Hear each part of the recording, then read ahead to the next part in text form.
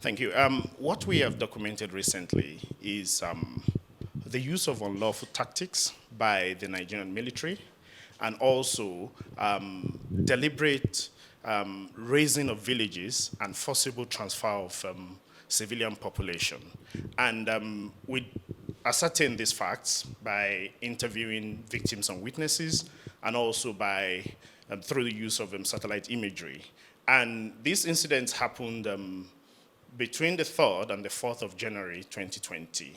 And we specifically mentioned 3 villages in the press release. We mentioned Bukati, we mentioned Ngariri and Matiri.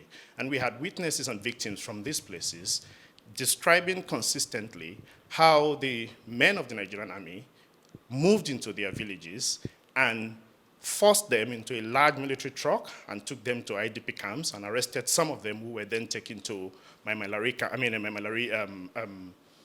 barracks in Borno. And then the soldiers went ahead and burnt down these villages. And what we are saying is that you cannot do this in a nation that operates under the law. These acts may amount to war crimes. And we say that even in counterinsurgency efforts, the rights of people must be respected. So you cannot resort to unlawful tactics just because you are engaging in counterinsurgency efforts. We have no problems at all with counterinsurgency efforts, and we have always said it. We have also criticized Boko Haram as much as we criticize the Nigerian army. But what we have always said, and that is our consistent call, is that even in these efforts, rights must be fully respected. And it is only when we live and operate by the rule of law and by respect for human rights, that's the only time when we can be sure that we have a country that we can call our own. So this is exactly what we have said. And our call in the statement is that the soldiers who are responsible for this must not only be apprehended, they must also be prosecuted, especially at a time like this when the ICC and the eye of the world is on Nigeria.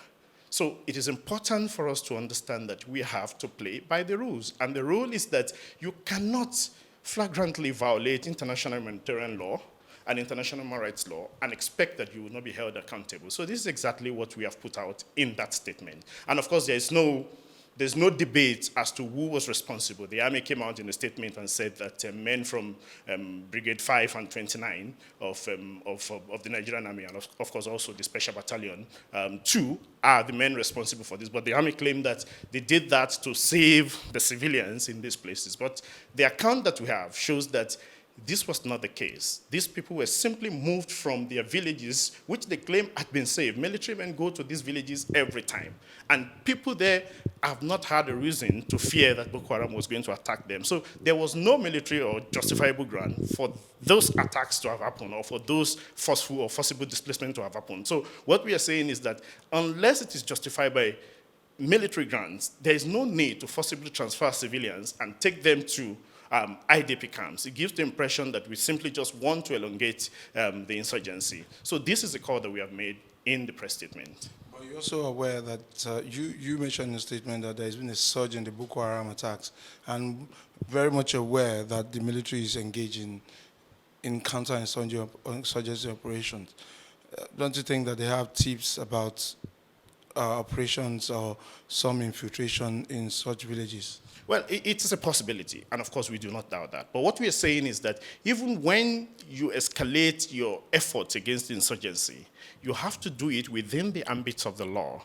Because as a country, as a society, we exist within the ambits of the law. And without law, we do not exist at all. Or rather, we will return to a state of anarchy. So even in counterinsurgency efforts, the military and all forces that are responsible must respect international human rights law, must respect international humanitarian law. And you cannot do away with them simply because there has been an escalation of attacks, for instance, from the Boko Haram or from any other terrorist organization or insurgency group. So what we have said, and what we are saying again, is that these rights must be respected even within the ambits of the law. International humanitarian law is what governs armed conflict. It's the law of armed conflict, and it must be respected at every point in time. We cannot say that because we are conducting counterinsurgency efforts, then because of that we will resort to actions that could amount to war crimes or crimes against humanity. This is not acceptable. And in a nation that is governed by laws, we cannot have a situation like this without speaking out. Do you have a figure, in terms of figure, do you have number of